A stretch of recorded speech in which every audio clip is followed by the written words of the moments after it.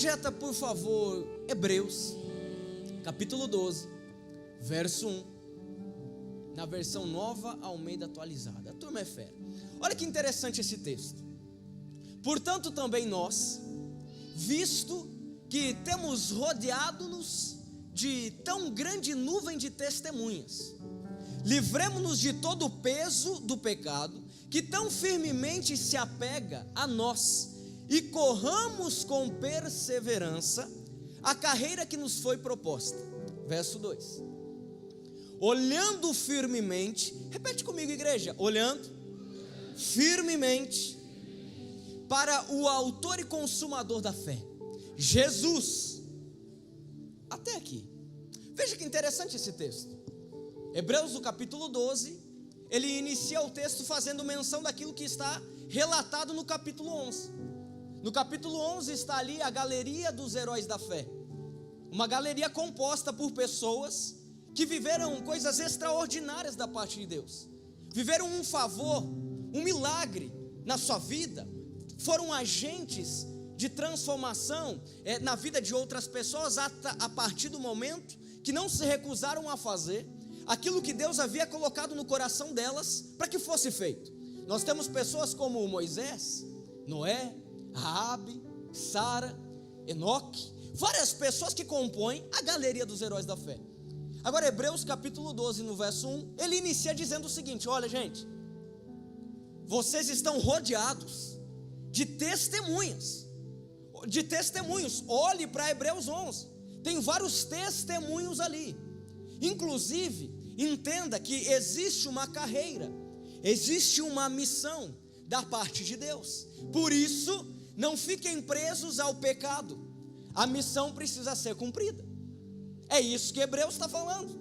Mais do que isso, ele está falando o seguinte: vocês precisam olhar para Jesus, porque Jesus é o autor e consumador da fé.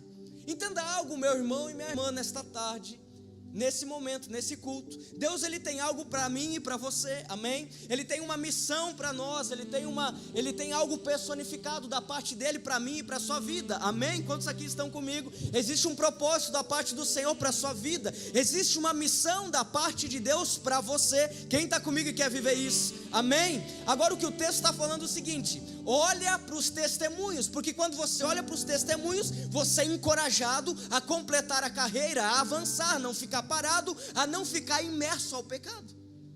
Então eu preciso olhar para aquilo que foi feito até então, entendendo que o evangelho é uma corrida de bastão, e aquilo que os heróis da fé já fizeram, Noé já fez, Moisés já fez, Sara já fez, Enoque já fez, Raabe já fez, a responsabilidade está nas minhas mãos.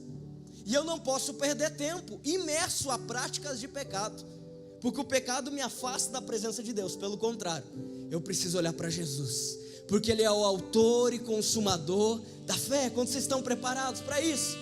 Agora você deve se questionar muitas vezes o seguinte: mas pastor, eu oro, mas pastor, eu jejuo, eu faço compromisso com Deus e parece que a resposta não chega. Quantos aqui já se questionaram por isso? Mas parece que o milagre não acontece, mas parece que o coração não é quebrantado, mas parece que o diagnóstico não muda.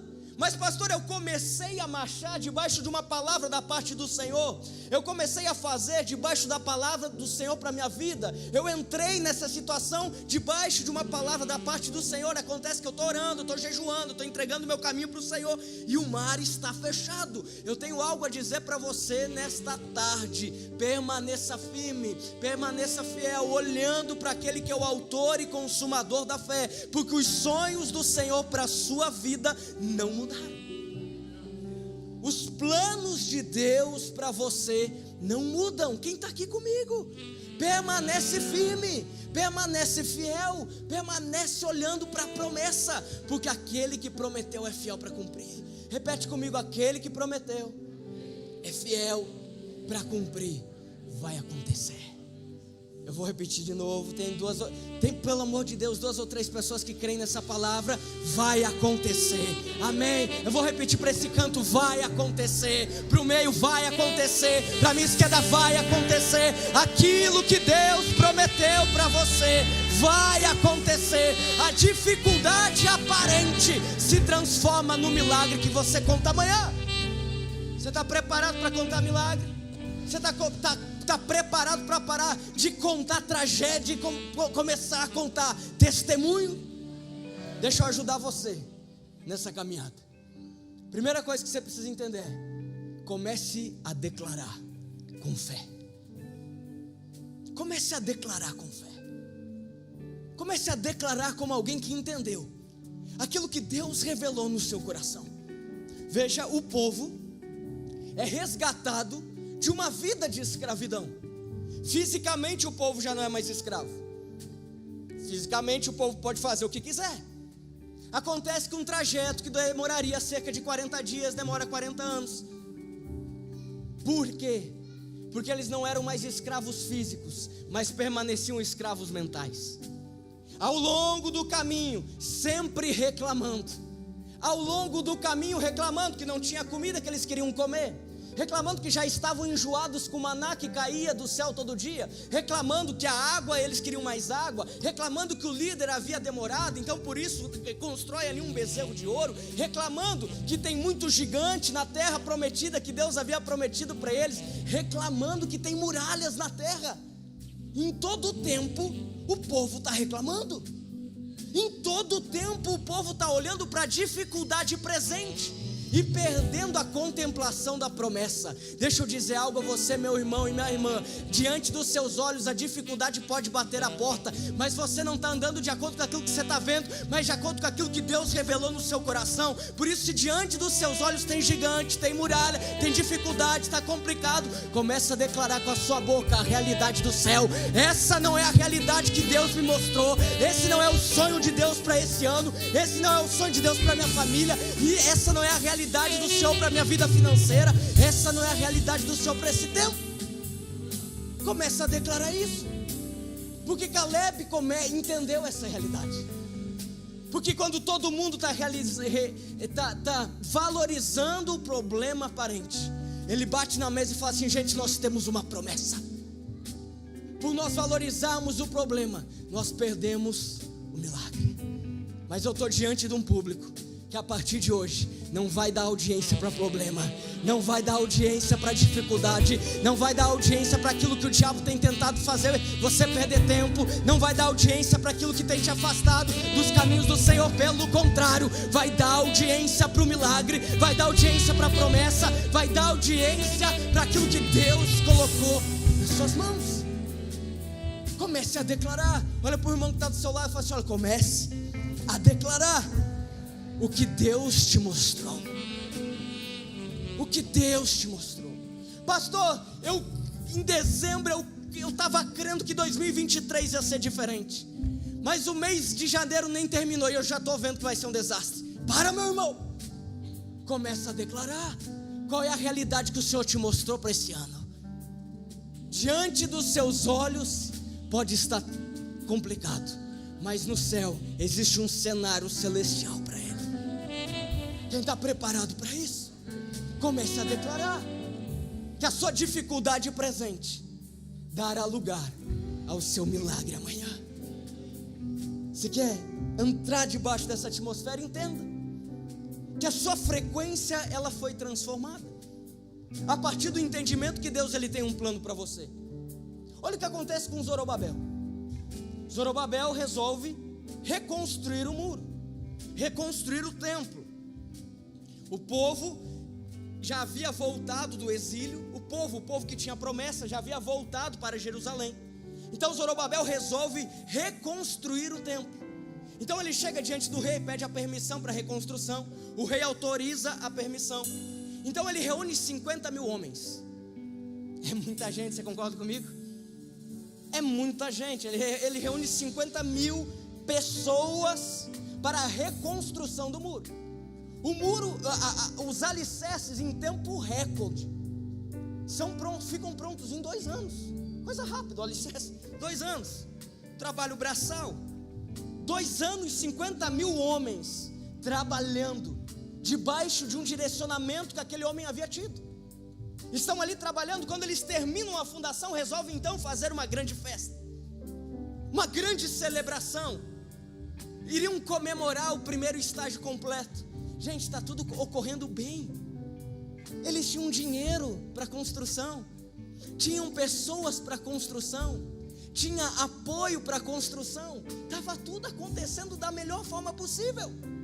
Quando de repente os inimigos de Judá chegam até o rei e falam assim: ó rei, você está deixando aquele povo trabalhar? Aquele povo não vai pagar imposto, cancela esse negócio, só vai te incomodar. O rei então emite um decreto falando que a partir daquele momento nenhuma construção iria ser feita. Então aqueles homens precisam parar. Zorobabel precisa parar de executar aquele plano.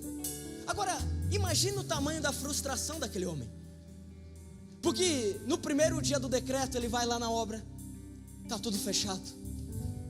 Imagino que aqueles que tinham o coração na obra estão lá com ele e começam a conversar: olha, vai dar tudo certo. Sabe aquela pessoa que ela acredita naquilo que Deus derramou na sua vida?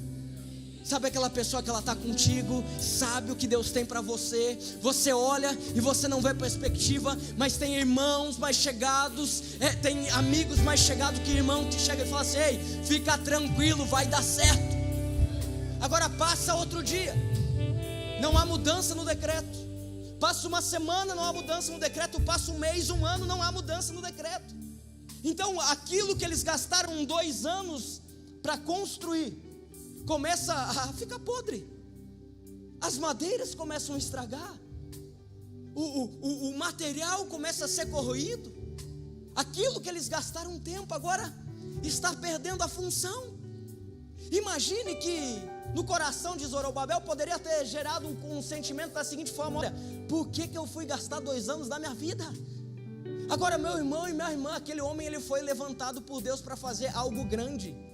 Entenda que sempre que Deus coloca algo grande na sua vida, da mesma forma que Ele provoca os céus, da mesma forma que Ele provoca o sobrenatural, sempre vai ter pessoa com ciúme, sempre vai ter pessoa com inveja, sempre vai ter pessoa à sua volta tentando te parar. Acontece que Deus, quando Ele derrama algo grande, a responsabilidade de fazer acontecer não é sua, é dEle.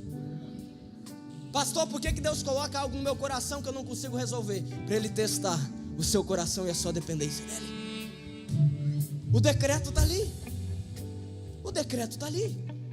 Entenda que quando aquele homem ele parte para a reconstrução do muro, ele não está debaixo de uma palavra de homens, ele está debaixo de uma palavra da parte de Deus. E quando você anda debaixo da palavra da parte de Deus, a sua frequência não é uma frequência terrena, a sua frequência é uma frequência celestial. Vou explicar. Quando você sintoniza a rádio para assistir o jogo, para escutar o jogo. Quantos aqui já escutaram um jogo no radinho? Meu Deus, tem poucas pessoas, né? Encorajo você a escutar, é uma experiência única. Nunca mais você vai querer, brincadeira. Mas quando você vai escutar rádio, quem já escutou rádio aí? Escutou rádio, pelo amor de Deus, todo mundo já escutou rádio. Se a frequência da rádio é 90.0, se você colocar 89, vai dar certo sim ou não? Sim ou não, igreja? Se você colocar 91.0, vai dar certo sim ou não? Por quê? A frequência é 90, não é 89 e não é 91. A frequência é 90.